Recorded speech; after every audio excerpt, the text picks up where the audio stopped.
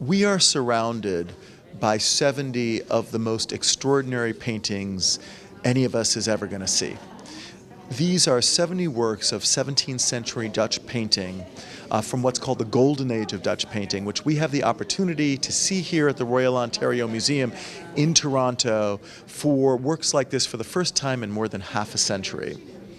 This exhibition has some of the most extraordinary paintings by artists that range from household names like Rembrandt, Van Rijn, to Frans Hals, to Gerrit Douw, and many other painters that you will just be amazed to see and may not have known about before.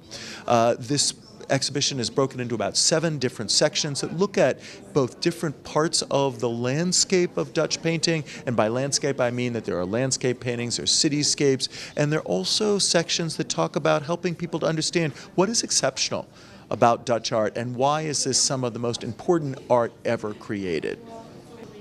We are celebrating right now the 350th anniversary of Rembrandt's death. Rembrandt is probably one of the best and most known and most important painters who ever painted. And in this exhibition, we have 3 paintings by Rembrandt, including this exceptional portrait of Altje, who is an older woman. And in this painting, you get the pathos, you get the sense of who this person was, painted by a master.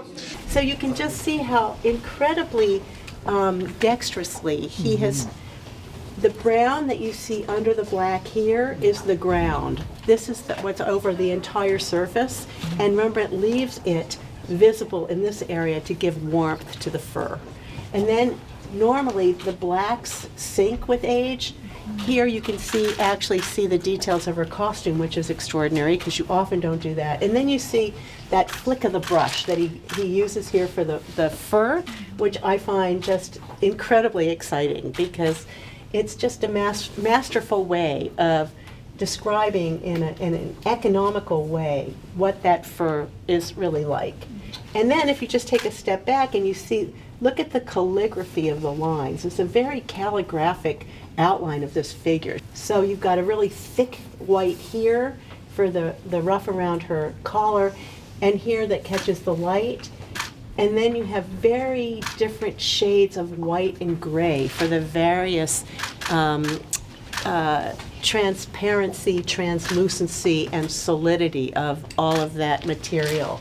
And then the pièce de résistance is this one stroke of white paint, just that outlines that part of her headgear.